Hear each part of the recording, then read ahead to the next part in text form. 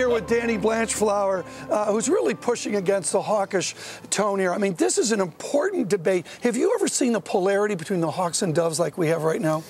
No, I haven't. I certainly saw it at the Bank of England when I was there in 2008. The debate was very heated. It was very sort of extreme between the hawks and the doves. But I guess it wasn't the hawks and the dove, it was the dove, me. And so there's certainly the debate about where we were in 2008 has some similarity to where we are now.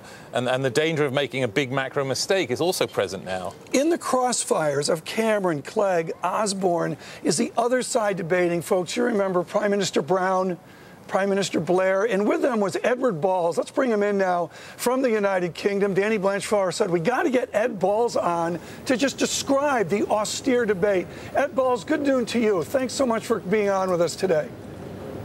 Good morning to you. Good afternoon here. Very good to be on your program. Yep. Well, Ed Balls, it's great to have you on here with Danny Blanchflower. Hi, Ed David. Balls, when I say the word austerity, Ed Balls, what does austerity mean to you? I think that everybody knows in our country, after the global financial crisis, like in America, there's tough times ahead. We've had some tax rises. There have to be some spending cuts. We've got to get the deficit down.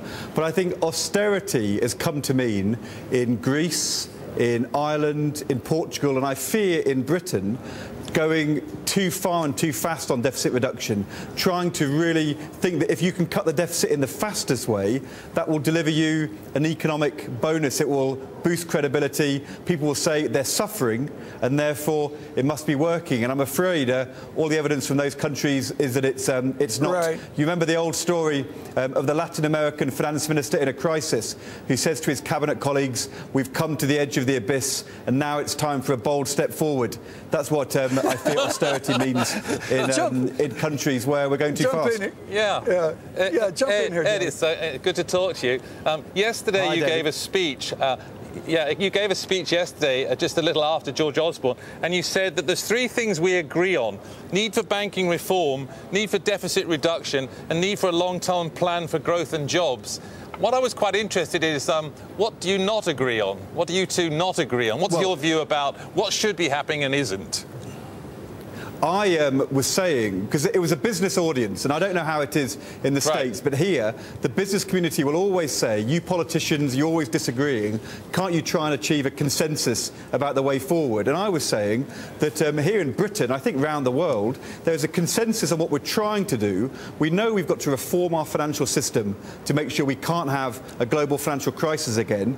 We all know we've got to get deficits down. We all know that to meet the competitive challenge of this global economy, it's more than deficit reduction. It's about investment and jobs and making sure the market economy works well. So we agree on the objectives. The question is, do people have the right analysis? Do they have the right policies to achieve those objectives? And there, I very substantially disagree with what's happening in Britain, certainly, particularly on the pace of deficit reduction, because, as I was saying a moment ago, if you go too far and too fast, if your economy doesn't grow and create jobs, that doesn't boost market confidence. It undermines market confidence. It makes it harder to deliver those long-term reforms for competitiveness. And I fear it may make it harder to deliver the banking reform as well.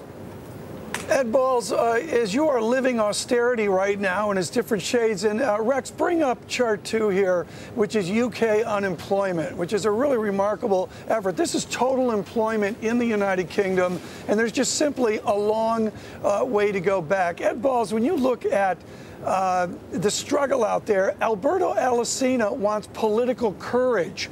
How do we get to that political courage, as you're a politician and Danny Blanchflower isn't it?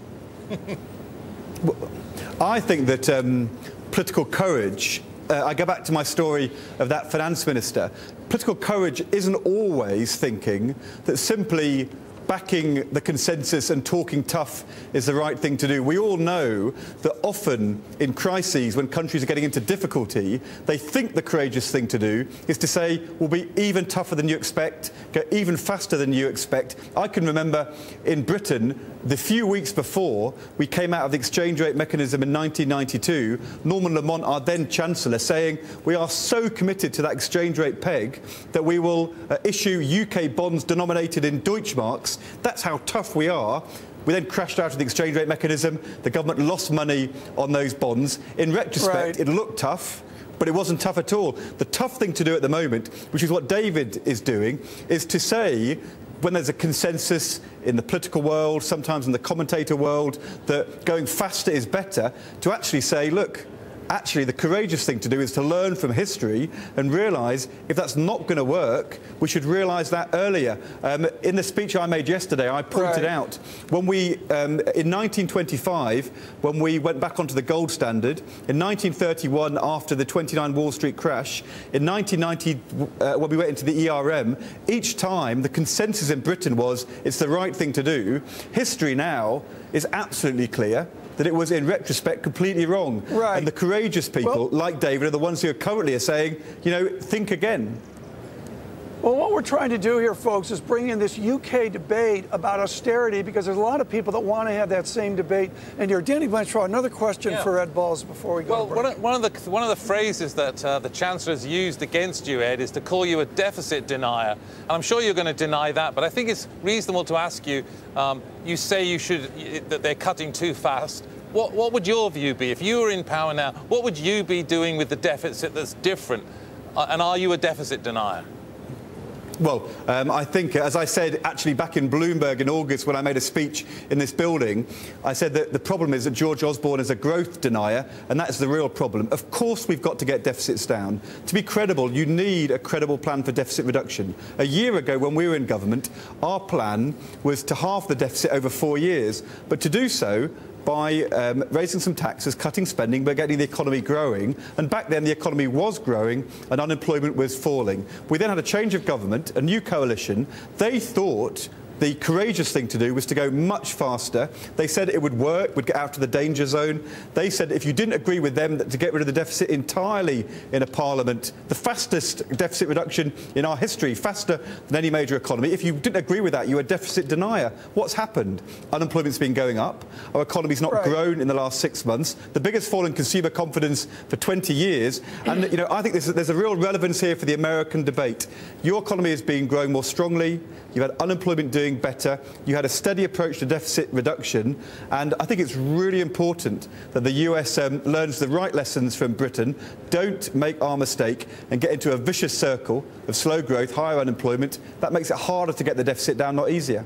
And with Danny Blanchflower and me is Edward Balls. He is Shadow Chancellor of the Exchequer, of course, associated with the Labour Party. For those, that's the Liberals.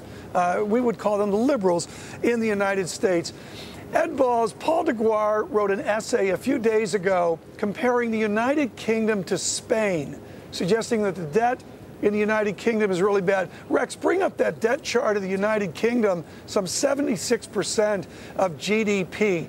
Ed Balls, is the United Kingdom like Spain? Well, the answer to that is yes, in the sense that we, like Spain and Germany and America, had a financial crisis, too much leverage, too much lending, debt on the private and then on the public balance sheet.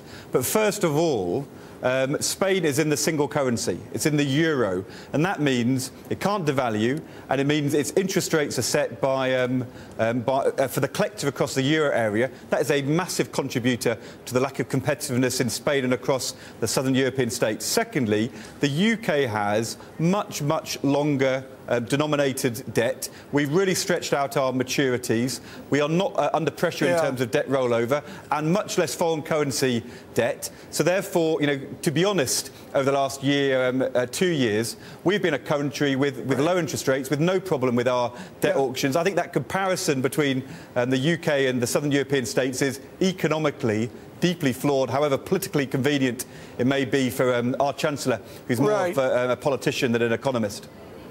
Ed, let's bring in Danny Blanchflower. Well, and of course, you can actually claim you were the person who helped set up the independent central bank and made sure we kept out of the currency. So actually, it was Ed who actually did that. So I think the British people will be pleased with that. But I want to come to you with one question. The government came into power and said from that moment that the economy was bankrupt.